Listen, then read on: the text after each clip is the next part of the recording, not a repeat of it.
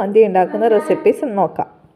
ഇതിലേക്ക് ആദ്യം തന്നെ തക്കാളി, ഉള്ളി, ക്യാപ്സിക്കം, മാഗി ക്യൂബ്, മല്ലിയില, മന്തി മസാല എന്നിവ നന്നായി മിക്സിയിൽ അരച്ചെടുക്കുക. അത് ചിക്കനിൽ നന്നായി മാരിനേറ്റ് ചെയ്യുക. ഒരു അരമണിക്കൂറെങ്കിലും മാരിനേറ്റ് ചെയ്യണം. ഇതേ സമയം നമുക്ക് കുതിർത്ത് വെച്ച അരി നമുക്ക് വേവിക്കാം. വെള്ളത്തിലേക്ക് 2 ഡ്രൈഡ് ലെമൺ, ബേ ലീഫ്, ഏലക്കായ, പട്ട എന്നിവ ചേർത്ത് നന്നായി തിളപ്പിക്കുക. ഇനി മസാല റെഡിയാക്കാം. 2-3 ടേബിൾ സ്പൂൺ സൺഫ്ലവർ ഓയിൽ ഒഴിച്ചതിന് ശേഷം ഒരു ഡ്രൈഡ് ലെമൺ, പട്ട, ഗ്രാമ്പു, ഏലക്കായ എന്നിവ ഇട്ടതിന് ശേഷം അരിഞ്ഞു വെച്ച ഉള്ളിയും ക്യാപ്സിക്കവും ചേർക്കുക. ഇത് നന്നായി വരണ്ട് വന്നതിന് ശേഷം നമുക്ക് മാരിനേറ്റ് ചെയ്ത് മാറ്റി വെച്ച ചിക്കൻ ഇതിലേക്ക് ചേർക്കാം.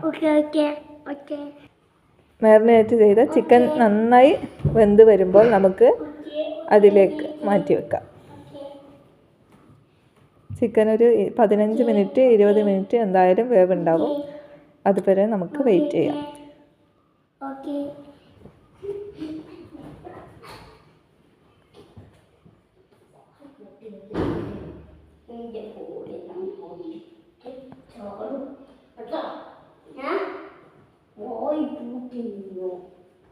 ഈ സമയം കൊണ്ട് നമുക്ക് ചോറ് തിളച്ച് വന്നിട്ടുണ്ട്. ഒരു 1/4 ഭാഗം വേവാകുമ്പോൾ തന്നെ നമ്മുടെ ചോറ് വാർത്ത് ഊറ്റി വെക്കണം. സമയം കൊണ്ട് നമ്മുടെ ചിക്കനും റെഡി ആയിട്ടുണ്ടാവും. അതിന് നമുക്ക് ചിക്കൻ ഫ്രൈ ചെയ്യാനുള്ള മസാല റെഡിയാക്കാം. മുളക് പൊടി, ഉണക്ക മുളക് പൊടിച്ചത്, ചെറുനാരങ്ങ, സോസ്, ലെമൺ ജ്യൂസ് എന്നിവയാണ് ഞാൻ ചിക്കൻ ഫ്രൈ ചെയ്യാൻ വേണ്ടി എടുത്തിരിക്കുന്നത്. ഇതിലേക്ക് ഇട്ട് കൊടുക്കാം. ചിക്കൻ ഫ്രൈ ചെയ്യാൻ വെച്ചിരിക്കുന്നു, മാരിനേറ്റ് ചെയ്ത് വെച്ചിരിക്കുന്നതിലേക്ക് ഇട്ട് കൊടുക്കാം. ഈ ബാക്കിയുള്ള ചോറ് നമുക്ക് ബാക്കിയുള്ള വെള്ളത്തിലേക്കും മസാലയിലേക്കും ഇട്ട് കൊടുക്കാം. നന്നായിട്ട് ഒരു 10 മിനിറ്റ് നമുക്ക് ചെറിയ തീയിൽ അടച്ച് വെച്ച് വേവിക്കാം. ഇതിലേക്ക് 4-5 പച്ചമുളക് ആഡ് ചെയ്ത് കൊടുക്കുന്നുണ്ട്. ഈ സമയം കൊണ്ട് നമുക്ക് മാരിനേറ്റ് ചെയ്ത ചിക്കൻ പൊരിച്ചെടുക്കാം.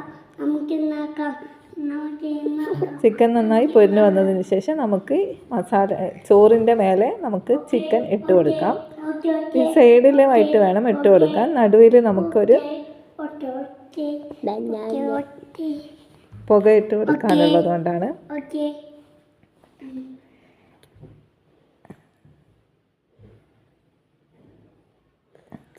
പുക ഇട്ട് കൊടുത്തിട്ട് നമുക്കൊരു 15 മിനിറ്റ് ഓഫ് ചെയ്തിട്ട് വെക്കാം. ഇതോടെ നമ്മുടെ സ്വാദിഷ്ടമായ മന്തി റെഡിയായി.